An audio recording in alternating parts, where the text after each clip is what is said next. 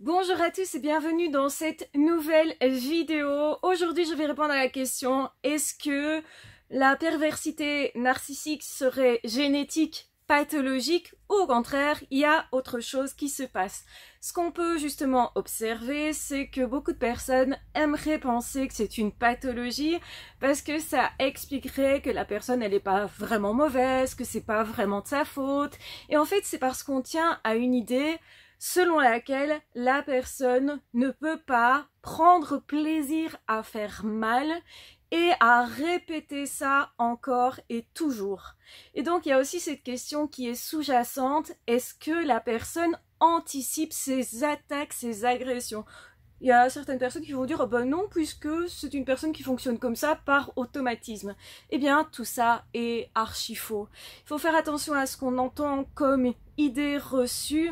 Quand on a grandi avec une personne perverse narcissique, on voit plusieurs choses. On peut observer que la personne perverse narcissique, que ce soit un homme ou que ce soit une femme, est quelqu'un qui va anticiper ses attaques, qui va de façon machiavélique les prévoir, autrement dit, les programmer, qui va réfléchir à comment ils vont aborder certains sujets dérangeants pour une personne victime et peuvent se prostrer juste avant pour réfléchir justement à leur plan. Ils vont aussi lâcher des phrases qui ne laissent aucun doute à ce niveau-là, du style « t'es prêt à souffrir et je vais te briser », des choses comme ça. Bref, des choses qui annoncent ce qu'ils ont prévu.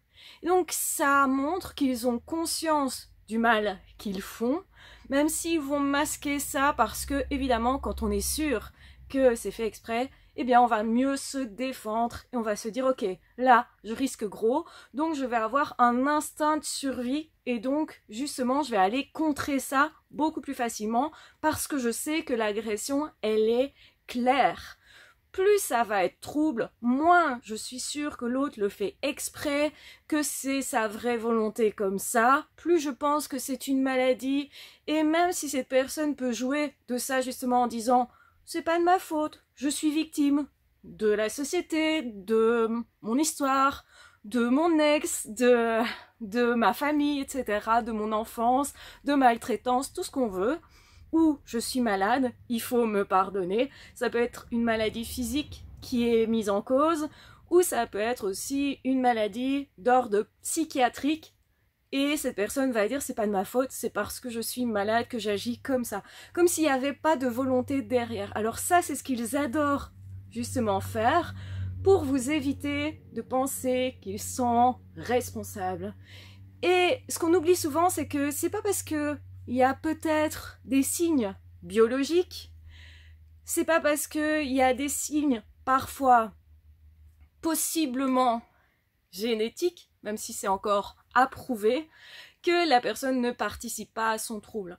Trop souvent on entend: c'est une pathologie, donc la pauvre est malade, c'est pas de sa faute. Alors que il y a certaines pathologies dans lesquelles justement il est prouvé que cette personne a choisi son état, a entretenu son état, et particulièrement justement pour ce qui se passe au niveau des pensées, des émotions, des sentiments, etc. Il ne faut pas nier que cette personne a été attirée par le pouvoir, attirée aussi par le fait de faire mal, attirée par la violence. Alors certains vont dire: ah mais c'est pas de leur faute, ils ont peut-être vécu de la violence dans l'enfance.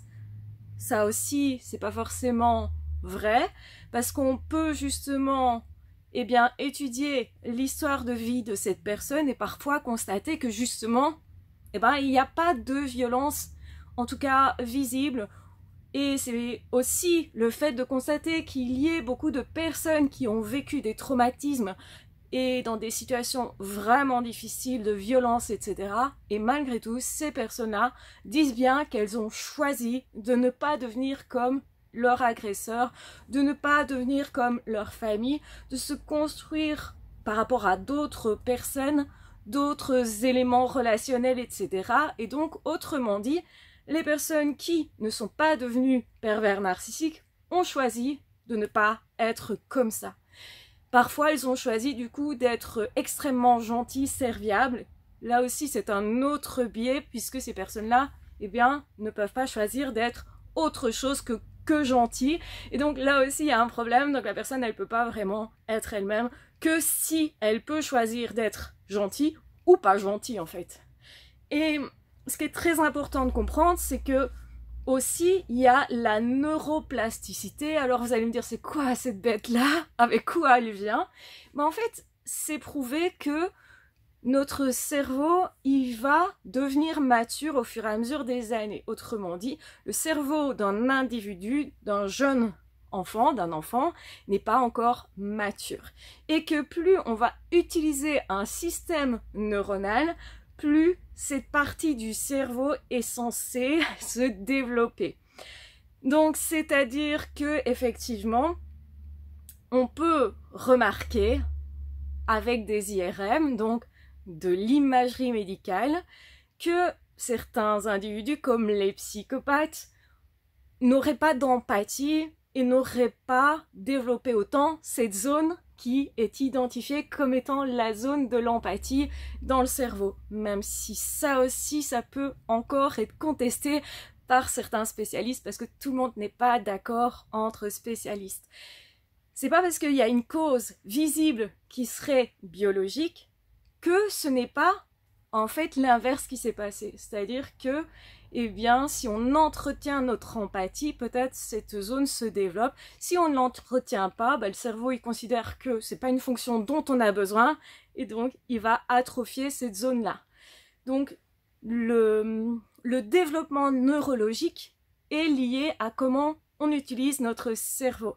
On sait, et pas depuis tellement longtemps, que le neurone peut effectivement se reproduire. On pensait que c'était pas possible il y a 20 ans d'ici, par exemple. Et donc, ça montre que c'est encore des sciences nouvelles, en évolution. Donc, il faut arrêter de dire que c'est biologique, que c'est une maladie, qu'on ne peut rien faire et que l'individu n'a rien choisi de tout ça, alors qu'effectivement, on peut aussi considérer qu'il y a peut-être un facteur génétique.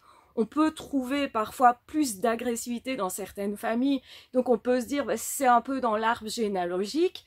Il y a aussi des théories comme quoi certains gènes pourraient s'exprimer dans certains milieux, donc il faudrait à la fois avoir une cause biologique et à la fois qu'elle soit aussi dans l'environnement. Mais je pense aussi qu'il y a le côté j'ai choisi de devenir ce que je deviens.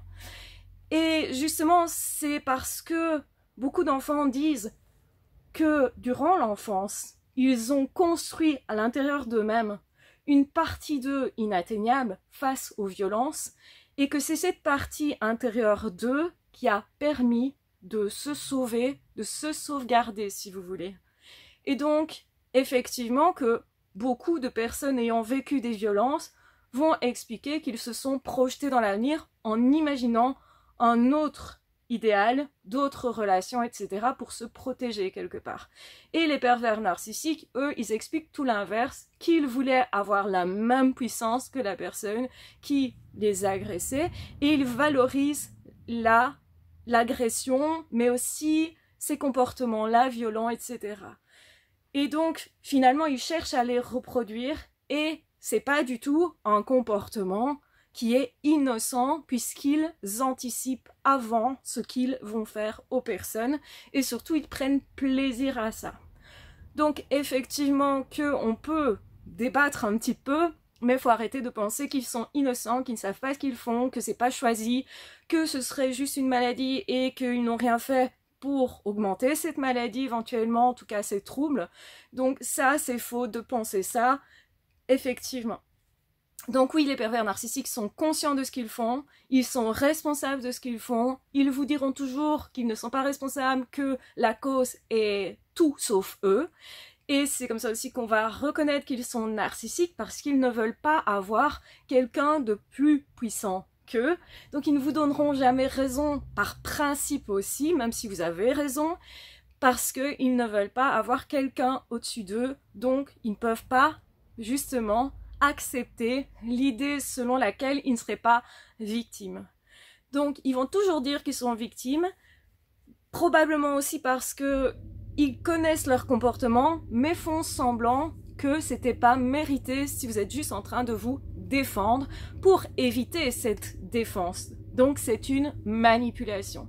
Dans tous les cas, ces comportements de violence ne sont pas excusables, ne sont pas normaux non plus.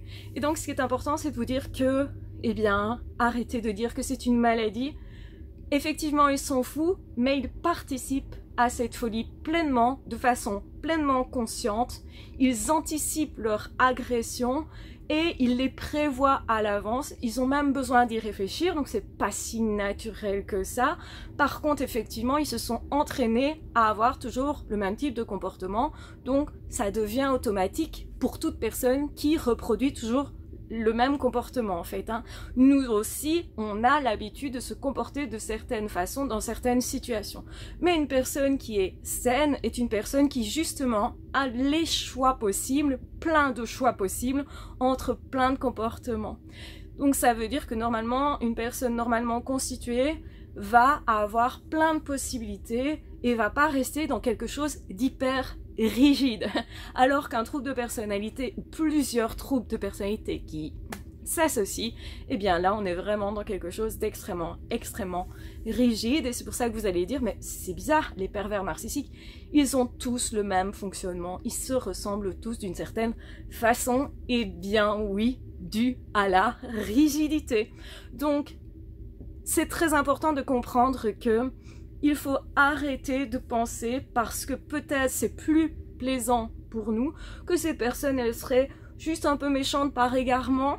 C'est un peu la vision bisounours de beaucoup de personnes, parce que ces personnes cherchent à croire que l'être humain ne peut pas être mauvais, que c'est pas possible.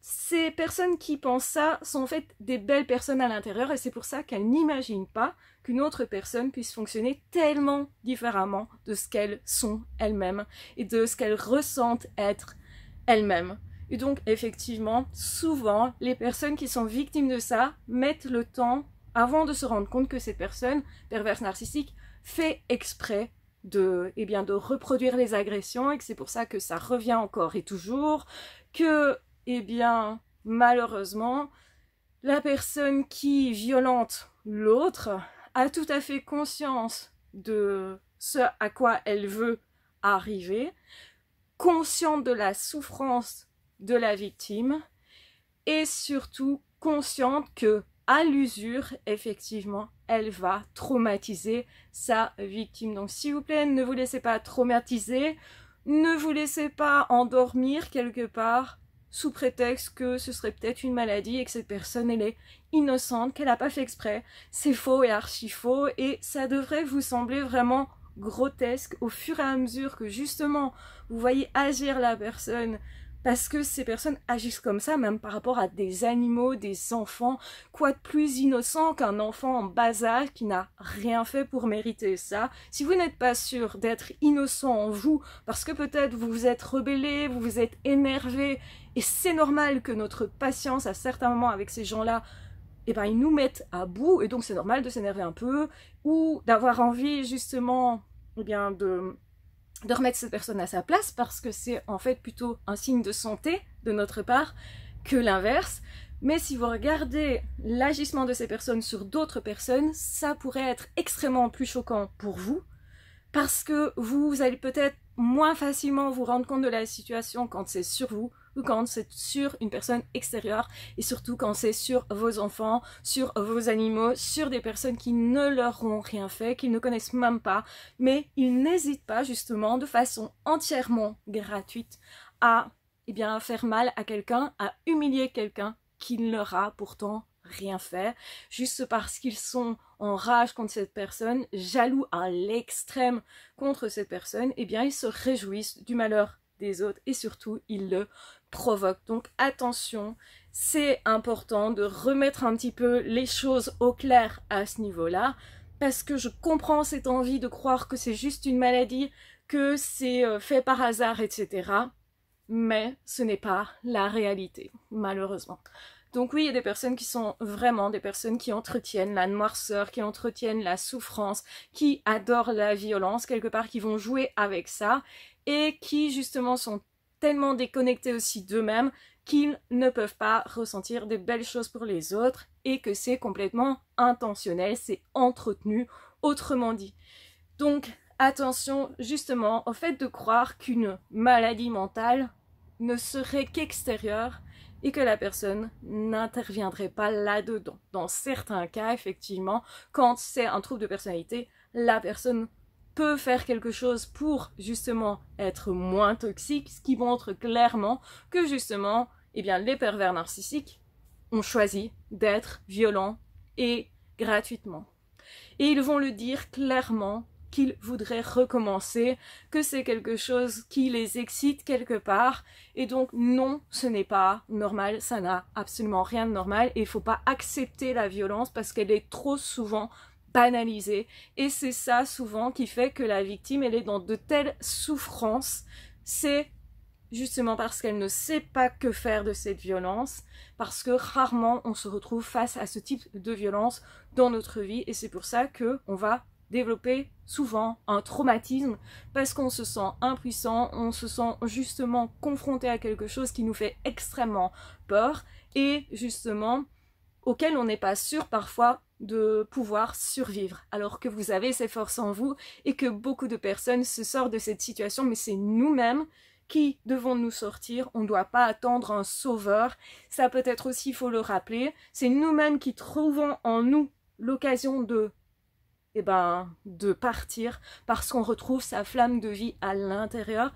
Donc si vous voulez aider une personne qui ne va pas bien, essayez de réanimer cette flamme, essayez de réanimer l'amour qu'on peut avoir pour soi-même, la conscience de sa propre valeur et du fait qu'on doit absolument protéger sa vie parce que nous sommes uniques. C'est quelque chose que vous pouvez faire par rapport à une personne qui serait sous emprise. Voilà, je vous embrasse bien fort, je vous aime très fort. J'espère que cette vidéo vous aura aidé et qu'elle vous aura permis de prendre vraiment conscience de la situation, parce que plus on est clair, plus on dit oui, c'est vraiment de l'agression, non, ce n'est pas normal, non, ce n'est pas acceptable, et c'est même extrême, et c'est pas parce que certaines personnes ne verront pas l'extrémité de la violence, ou même ne verront pas la violence tout court, que vous devez accepter ça ou douter de vous, tout simplement, sauver votre vie, et peu importe ce qu'en penseront les gens, ce qui est important, c'est de vous sauver vous, et de vous donner une vraie chance d'être dans d'autres relations, dans d'autres milieux, dans d'autres travails. La vie, elle est infiniment plus vaste que cette situation-là, parce que souvent, on remarque que quelque part, la porte, elle est ouverte, la possibilité de s'échapper, elle est là, mais souvent, c'est parce qu'on se croit impuissant, on ne pense pas avoir la force en nous alors qu'on l'a, et que c'est pour ça que ça dure longtemps, parfois, cette emprise-là. Voilà, je vous embrasse bien fort, je vous aime très fort, prenez bien soin de vous, et on se retrouvera très vite dans d'autres audios ou dans d'autres vidéos. Ah, ciao, bye bye! Bien sûr, si vous le souhaitez, vous pouvez vous abonner à la chaîne, liker, partager et bien sûr commenter. Donc toujours avec bienveillance. N'oubliez pas que dans les commentaires, il y a beaucoup de personnes qui sont en reconstruction et donc ce serait sympa d'être justement sympa avec eux. Voilà, je vous embrasse bien fort, je vous aime très fort, prenez bien soin de vous. Ah, ciao, bye bye!